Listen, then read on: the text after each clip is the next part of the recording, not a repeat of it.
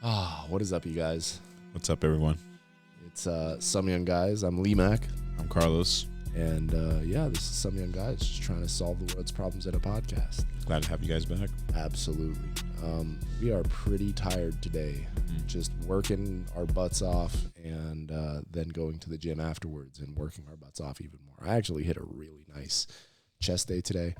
I was just really locked in the zone. I was honestly fueled by a little bit of anger and an energy drink. And yeah, it was a good workout for me personally. I hit more than I had hit last time, and yeah, I was impressed, dude. I was like, oh, this motherfucker just hit like 10 on 215? No, I hit 8 at 225. Okay, I counted 10. But then again, I counted 8. Okay, that's fine. I'm trying to give you more credit here. I appreciate it, but I'm just like, I'm going to take what I deserve because that's what I did. But you hit that shit solid, though. I did. I was actually very, very happy with it. And then, to be fair, I was using wrist wraps because they reinforce your wrist, feels better. And then I also had one of those things that you bite down on that I'd seen in Instagram ads. It was like $20, and I was like, you know what? I'm going to try one of those. So I bought it, and honestly, it helps. Really? Because after we did bench press, just flat bench. How does it help? Like, do you like it? You can just like bite down. I don't know. When you bite down, it kind of aligns everything else. It's I can't explain why or how it works because one, I haven't looked at the science of it, but the videos, the ads were very convincing. And I was like, you know what? I'm going to try it. And even if it's a proxy, or not a proxy, a placebo. Placebo, yeah. Yeah, even if it's a placebo, it is what it is, and it still helped, you know? Right. I was able to bite down on that piece and rep out 8 reps at 225 on flat bench, and then I did do incline bench. We did incline bench after that with 225 just to see where we were at. And I did like 3 reps.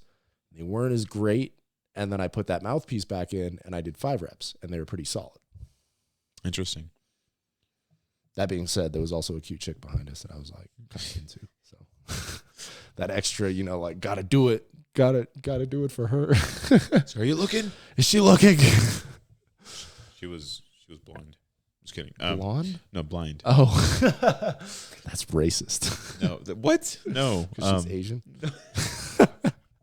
Sorry, no, I'm over here making assumptions about Carlos's state of mind.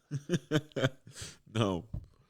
I forgot only white people can be racist. That's not true. No, it's not. I saw there was an Indian lady that did stand-up comedy. She was actually very funny, but she was talking about her kids, and one of her kids is woke.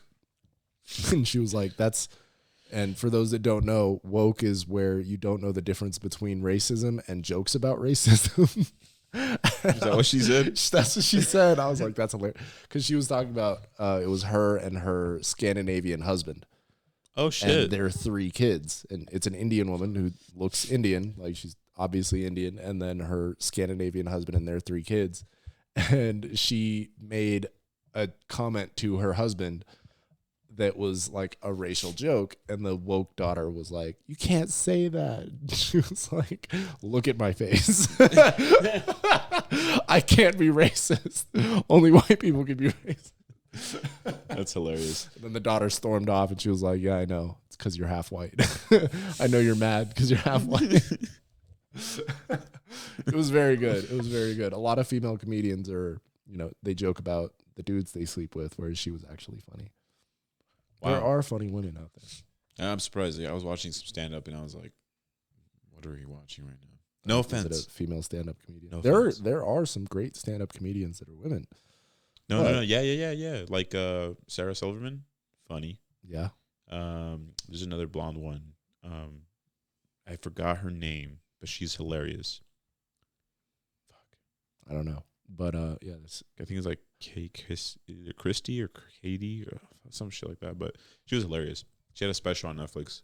I might have seen it. Was she wearing like all black and a white shirt? Yes. Yeah. And then she had another one where she had like a pants or shirt of like USA or something. I didn't see that one, but I saw the all black and white shirt. Yeah, that one was pretty funny. Funny. She is funny. Can't remember her name. I don't remember the Indian lady's name because it was just a reel on Instagram. Shane Gillis, though, on the other hand. Shane Gillis is hilarious. Oh, my gosh. Yeah, after the podcast we did last week, we actually ended up watching Shane Gillis's special on Netflix. It was hilarious. Dude, I watched it 3 times. I watched it once by myself with you and then with my lady. Yeah. What did she think? Oh, man, she was actually laughing for once. I was like, Jesus. That's good. That's good. You know, because usually she, like almost all the girls, you put on a movie that you want to watch. And they're just not interested. And they pass out. Yeah. That's annoying. I had the same conversation with Adam. And then, like, because I put this, I sent him a meme about that. And he's like, dude, or they fall asleep halfway through the fucking movie. I'm like, dude, that's so annoying. He's like, the worst. Yeah. Funny shit ever. I was going to tell you something, but I forgot. About you watching stand up 3 times. About the race thing. Dude, the funniest shit ever. I came in to, like, the hospital patient room. Funniest shit ever. Some like old white lady. And I'm like, hey, what's up? How's it going? Kind of just getting, like, oh, are you first thing she says, are you Mexican or Filipino? I'm like, what do you think? Don't make people guess, bro. Don't make white people guess your race. That's like, they get so uncomfortable. It's like, if I say the wrong thing, it's racist. If I say the right thing, it's still racist. It's like, no, they're just like, it's a Chinese finger trap, dude. Like, you can't be doing that to people. Stress them out. They're already in the hospital, bro. You don't need to stress them out more. She answered, she's like, Mexican? Is like, oh wow, cool. Yeah, I am. She's like, but you're born here, right? And I was like, what you mean about that? Okay, maybe she needed the stress. And I was like, oh yeah, I was born in San Diego. I'm pretty close, huh? Almost. And then she's like, funny. She's like, oh wow, I love San Diego. Like, I've been there. Like, it's like, have you ever been out of the country? I was like, oh yeah, I actually just came back from Europe. She's like, oh my God, that's so cool. It's like, actually, like, it's like, did you go with your friends, or you have a girlfriend? Or I was like, yeah. No, I went with friends. My girlfriend stayed here. She's like, oh really? Okay. Where's she? How about her? Where's she from? I'm like, she's from here. She's like, oh okay. It's like, she's like, oh wow, is she also Mexican? And I was like, yeah, she is. Yeah, she is. She's like, oh okay, that's good. Like, it's just, and I was like, people need to avoid talking about race entirely, because it always comes out wrong. I was like, lady, please. That's why we need to stop talking about race entirely. Everybody should just shut up about race. It doesn't matter that much. Like, where you're from is cool because you might have a cultural difference, and like, there's just like, learning about different cultures is cool. So yeah, there's something I said about that. Oh no, what did she say? She's all like, oh, she made it worse. Oh fuck, dude.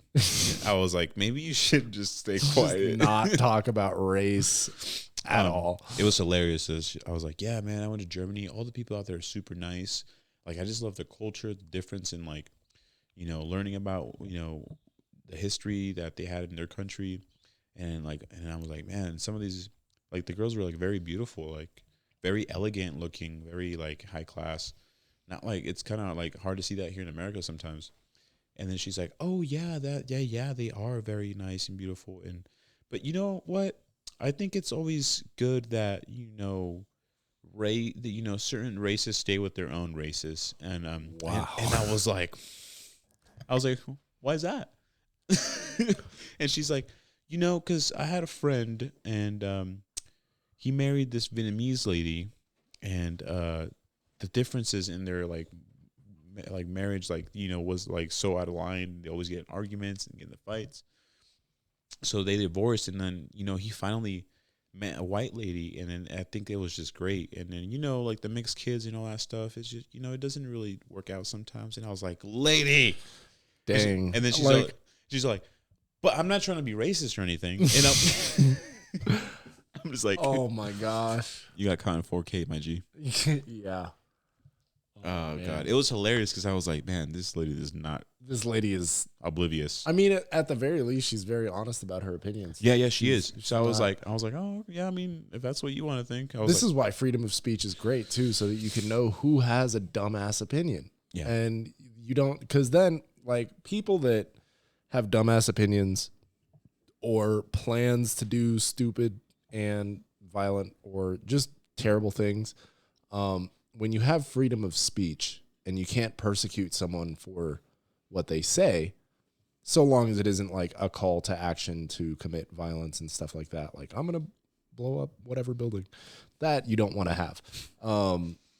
But, well, actually, you want them to be able to say that so you can go and stop them. But if they're like calling to have a riot or a violent something, or you guys know what I'm saying. It's good to be able to have that out in the open so you know who's doing it and you can do something about it. But when you don't have free speech, like we're beginning to see against conservatives, is they don't just stop speaking. They just go underground and they start having those conversations in secret.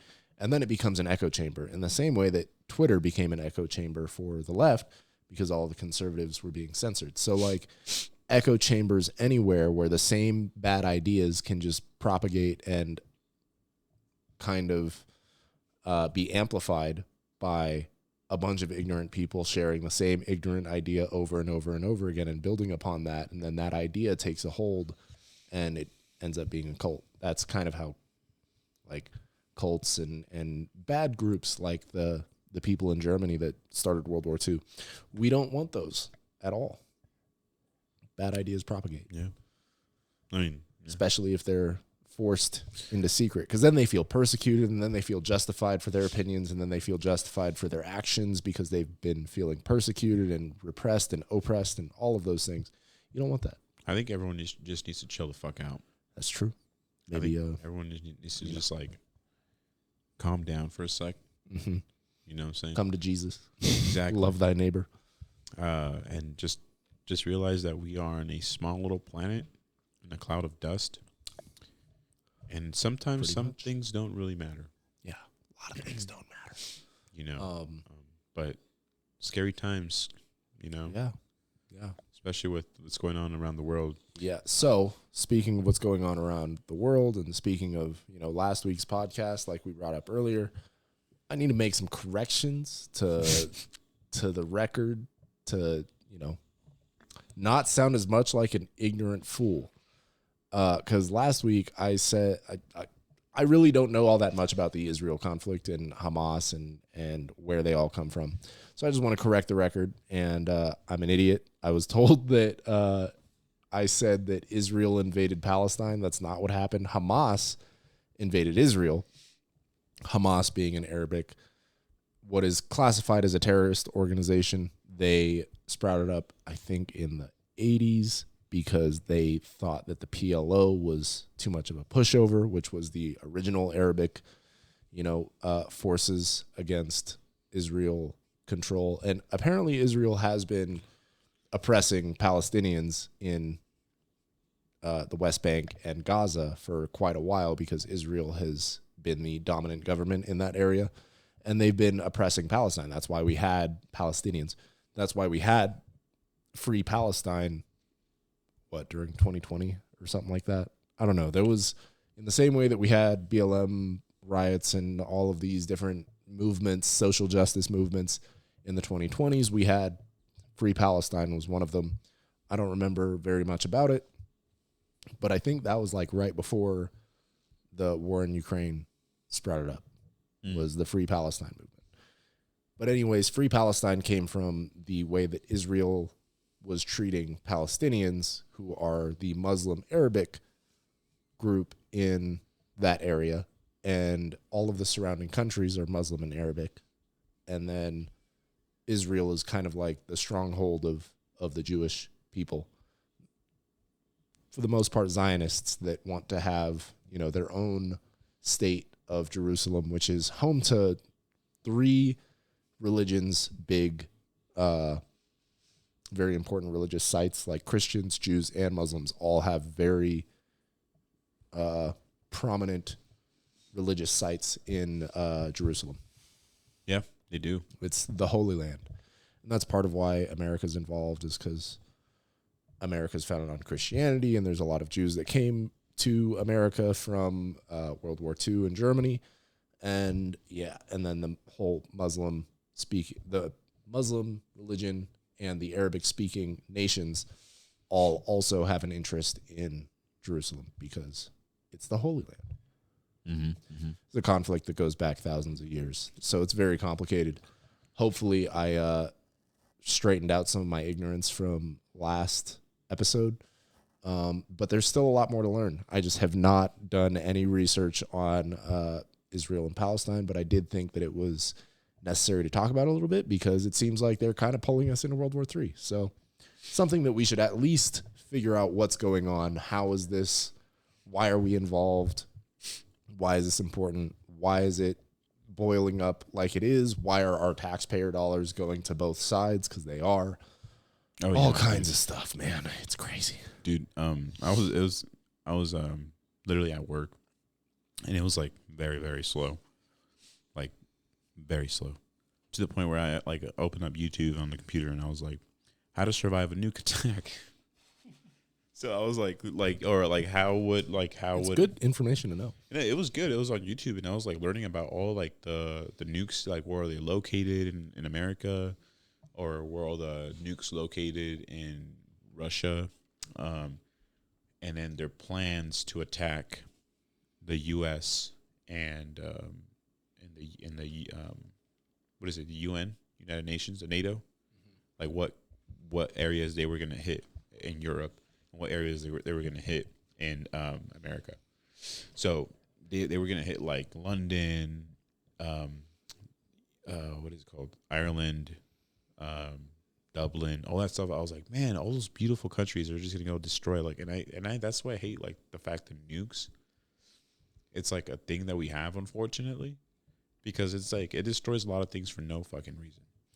Yeah, honestly, I don't think that it's going to come to nukes. I think there's some technology that they're teasing that is much more precise than a nuke, but also much more devastating.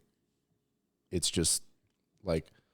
Because once that button is hit, this is what the video was saying. Yeah, because like no one really that is sane, and there's arguments to be made about whether or not the people in power are sane whatsoever, because... a lot of the people that end up in powerful positions are actually insane. CEOs. I don't think they're just sociopaths. Not just insane, but just like also, like they don't have like a competent like mind. Like Joe Biden, dude, that motherfucker has controls of the nukes. Like Jesus. Yeah, absolutely. A lot of them are completely ignorant. A lot of lawmakers are completely ignorant of the laws that they're making. For example, California's gun laws are absolutely insane. Gun laws in general are absolutely insane. Like most people think that you put a suppressor on a gun and it sounds like a movie, and it just does not. It's not at all what it sounds like. It doesn't sound like that either. But yeah, so a lot of the people in power are stupid. A lot of the people in power are actually evil because all they wanted was power in the first place. And that's just not a good place to be. Power corrupts, absolute power corrupts, absolutely. These are all bad things. That being said, I don't think, like I was saying before, I don't think it's going to come to actual nukes being fired, because that's, like 50, 60-year-old technology. They still work, though. They still work, yes. And then we also have, like... But what I'm saying is we have technology that is far more advanced and has much less devastating, destroy-the-world type implications than we do with... I think we have new technology that has not been released in the same way that when we first built the nuke and dropped it in Japan, no one had any idea that we were doing that. True. No one knew about the Manhattan Project that was creating the nukes. And we announced the nuke by dropping the nuke. That was pretty nuts. And then it was a lot of testing and whatnot, development by all the other countries after we did that. It was supposed to be dropped on Germany originally. I'm not surprised. That was the whole plan. It was supposed to be for Germany, and then Hitler killed himself. Oh, that makes sense. Yeah. But also Japan was doing some pretty messed up stuff. Well, yeah, I mean, they were both. They were both doing a lot of messed up stuff. Yeah, so I think that there's a lot of technology that just has not been released yet. Like we've said multiple times, the whole UFO thing is very interesting. Honestly, I think that it might not even be the government that's been developing UFO tech. I think it's probably companies like Raytheon, whatchamacallit? BlackRock? No, not BlackRock. BlackRock's an investment company, but I wouldn't be surprised if BlackRock was involved because it's an investment company, exactly. A lot of money. Raytheon, Lockheed Martin was the other one that I was thinking of. Skunkworks is another one. There are a bunch of different, private military contractors that are companies that, develop technology for the military. PMCs are not just, actual military, like mercenaries. Because most people, when you say a PMC, private military contractor, it's like mercenary. But there are also, just companies that develop things. They go to sell for anyone. Yeah, absolutely. Not just the U.S. I was listening to a Sean Ryan podcast today. Sean Ryan is a former Navy SEAL. He's got a podcast. He's had a few people on that are really good. He had 3 of the guys that testified in Congress on his podcast. And one of those guys, I didn't listen to the testimony by them when they testified to Congress about what they'd seen about UFOs and all that. You remember that? I didn't actually watch that testimony.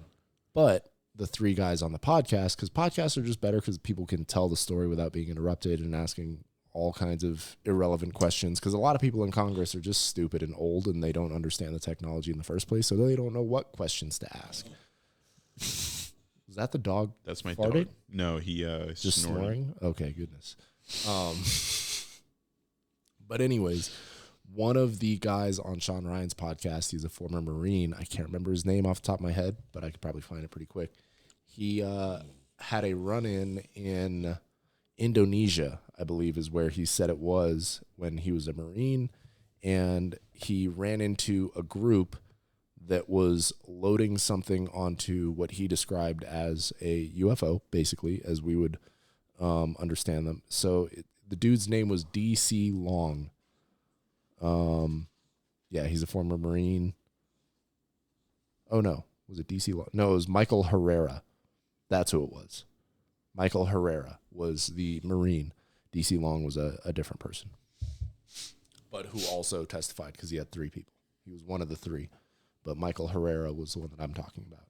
Marine that his squad pulled up on a different squad that was wearing all black, but they were very militaried out. Like they looked like and acted like they were former military. Just in terms of how they were conducting their operations, how they approached the Marines when the Marines were walking up on this squad that was loading stuff onto this UFO. They saw the UFO. They saw it take off.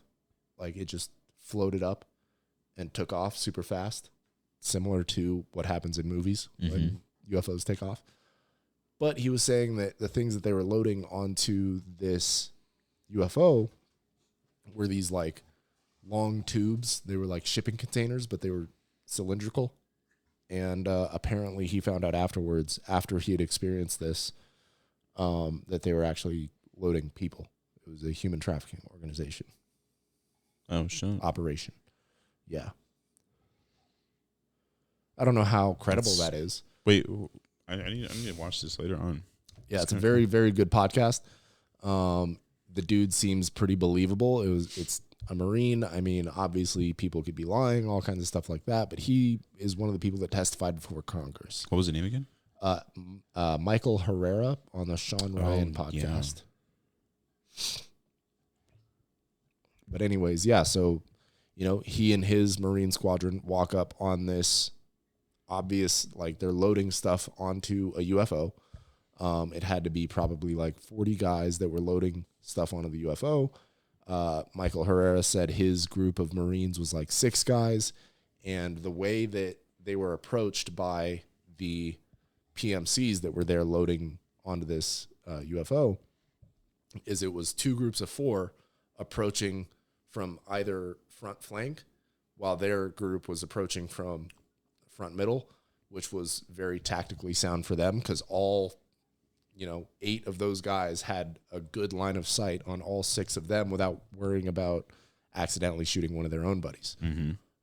So they quickly got them to, surrender their weapons and all of that. And the guys were just very tense as they watched this UFO. It was very clearly a UFO to them. The guy said that, Michael Herrera said that the coating on the UFO was this like Vanta black. Have you heard of this color? Vanta black, no. So it's a shade of black that is dark enough that it actually absorbs light. So if you're looking at, BMW made a car that was coated in Vanta black. I know what you're talking about now. Yeah, it's not a very durable coating like the one that we developed, and maybe it wasn't actually Vanta black on this UFO, but it was something like that is what he described it. Interesting. And so it was coated in that, and it had a platform that they were loading stuff on, and then the UFO was hovering above it, and he said it was like 300 feet around. Like, this thing was the size of a football field. Shit. Yeah. So it was like a ship. Massive. Oh, wow. Yeah. If that's, imagine that's like a small one to them. That'd be wild. Yeah. Imagine like how big would an actual like ship for them would be. Well, what's interesting is there's another story. I can't remember the name of the story or where this was at. I think it was like in Tennessee or something, if I remember correctly. I heard about this one on probably a couple of podcasts. Once on Joe Rogan, and then another time on a different podcast where apparently there was a football field sized flying saucer flying over this town. And this is one of the stories that has the most evidence to corroborate whether or not it's true, and like a lot more believable because of how many people claim to have seen the same thing. Anyways, so this UFO, they see it there, they're loading all kinds of stuff onto it, and then eventually after a couple of minutes talking to these PMCs that these Marines are, at gunpoint, like this is a very hostile situation to them because these PMCs are like, we could kill you, you're not supposed to be here, like all kinds of stuff like that. And eventually the UFO, the platform that was hovering beneath it, goes back into the UFO, and then it hovers up above the tree line and just zips off. Like, dude said it was like 4,000 miles an hour probably, without breaking a sound barrier, no acceleration, just there, and then gone. It looks like the movies, and it sounds crazy because it sounds like the movies. But the amount of people that are saying the same thing and reporting the same experiences that are from the military, that are from all kinds of areas, claiming that this is real, we have some technology that nobody knows about, that very few people know about at least, that is not being reported on, and the government is getting involved in being like, all right, yeah, we should talk about this, we should figure out what's going on here. It seems like legit, like maybe the government themselves, for the most part, like Congress, the main people, the main faces that we see, don't actually know what's going on, and it's all these black projects that are behind the scenes with DARPA, with Lockheed Martin, with Raytheon, Skunkworks. All of these different companies are working together or working separately to reverse engineer this technology. And possibly even human trafficking to accomplish this, because if you're Raytheon or you're Lockheed Martin and your business is built on war and you're a military industrial complex company, I would imagine that your morals don't really prevent you from doing very many things, right, to make enough money to fund your projects like human trafficking. And it's good cover, because if someone sees you human trafficking using a UFO, who's going to believe that person when they're like, I saw these guys, they were human traffickers, and then a UFO took off with the bodies? You're like, sure, bud. Yeah, sure, bud. He's like, all right. But I mean, maybe that's what's happening. Who knows? That's true, though. Fuck, dude. It's good cover. It's very good cover. How frustrating would it be if you were a civilian? You go to the hospital, like, I can't sleep at night. Like, I saw a UFO. It abducted me. And they'll be like, the doctors will be like, yeah, give this motherfucker medication. Now. We'll give him some schizophrenia meds and send him on his way. Yeah, exactly. And it's sad because, shoot, man, who knows? Maybe sometimes yes, sometimes I know that most likely it will be no, but that 1%, that might be kind of scary. It's crazy. It's very crazy. I don't know. Sometimes I feel like we have found time traveling, and then we have people from like the future trying to like help us evolve a little faster. That's possible. And then I feel that's what UFOs and aliens and like it's just have evolved so far, and then like maybe we do look like that in another 10,000, 20, 50,000 years in the future, because like maybe Earth gets so bad we have to like actually leave Earth and like live in space in our bodies. I mean, it's hard to create any muscle out in space. You know what I'm saying? Absolutely. So maybe that's how we become that type of form, or that build. That's an interesting possibility. Yet Joe Rogan has a similar theory that like they eat more processed foods so their mouths get smaller, and then they also are communicating telepathically because of computer brain interface technology, and so they don't need mouths. Yeah, like Neuralink. So they don't need mouths as much. So again, they get even smaller because they're not talking, they're not eating as much. They're just like drinking protein drinks or whatever. Well, think about it. Like nowadays, like even that guy we went to go eat at Blaze Pizza, and the guy's like, "Oh, I eat once a day." Yeah, he's a super skinny guy, and he was like, "What was he saying?" I said, "I was like, I started out about as skinny as you, bud, when I like got into the gym," and it was kind of funny. His coworkers were like, "So that you have a potential, or there's a chance," something like that, and I was like, "Yeah, you just got to eat a lot." And he was like, "Yeah, I only eat about once a day." And I was like, "You know what? That's what I was doing too. That's why I was so skinny. Still am. Body dysmorphia is a mofo." Yeah, I feel like I'm obese as fuck. I feel like I'm skinny as fuck. So working the same goals in opposite directions. Yeah, literally. Yeah, basically. It's funny. It's a struggle. No matter which way you go, and it's a struggle. But yeah, back to the technology and all that stuff is it's very interesting. I don't know one way or another what's going on. This is all speculation, and we can't really say. All that I know is that I trust in God, and no matter what happens, it's in God's hands. Well, definitely. Honestly, I feel the same way. But would you take the jump? Like, let's say they start actually like promoting like Neuralink, and like everyone starts getting it. I'm not getting a brain chip. Everyone starts like if they have like an external wearable where I can like put it on and take it off, then maybe. Where it can read your brainwaves with just like a cap that reads brainwaves, and then you take that off. Okay. And then you don't have it on anymore. So funny. Some coworkers and I last night were talking about simulation. So like he's like, "Dude, I'm ready. Like if it comes out when I'm like 60 or 70, he's like, that's all I'm gonna do. Like throw on the helmet.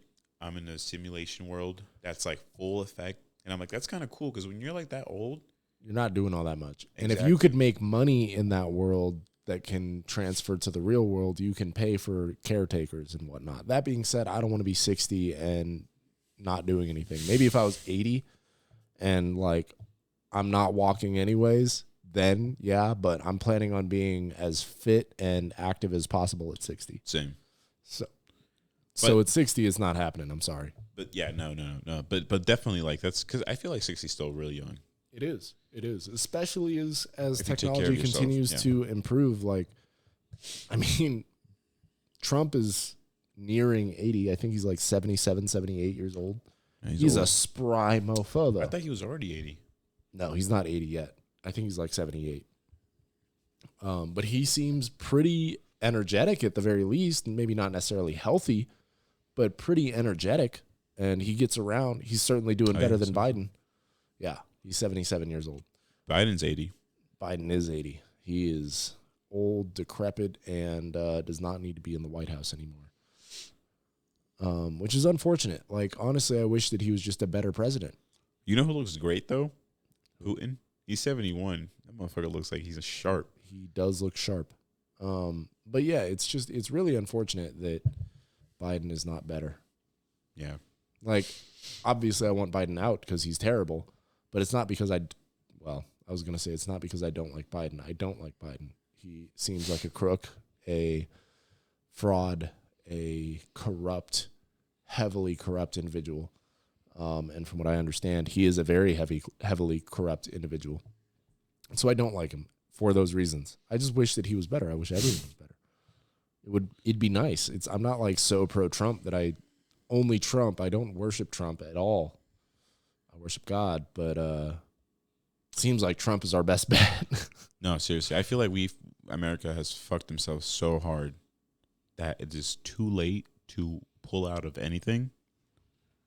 And I feel like the way they see it is like, oh, it's too late to pull out now. Yeah. We got to go all in now. Yeah. And the way you have to go all in, you got to play it very smart, or else you're going to ruin your country. Yeah. And I think, obviously it's a business now. Like, America is a business. Like, you turn around anywhere, everything's a business. TikTokers are a business. Yep. Gym influencers are a business. Like, everything is a business around you. Like, you can't go anywhere without anyone selling you, like, a piece of their idea anymore, which I get it. Yeah. But like... And that's a blessing and a curse because, like, one, it just means that there are more ways to make money as a person that's trying to become successful and survive and thrive and have something for your children and all of these things and even give back to the world if that's what you want to do. Can't even do that. You can't, yeah, it's real hard to do that. To do that properly, you have to be very attentive about it. You can't just like give to the first charity you see because most of the charities are also just terrible. So, anyways, as someone that's trying to be successful and thrive and give back and have something for your children, it's nice to have all of those different avenues by which to make money.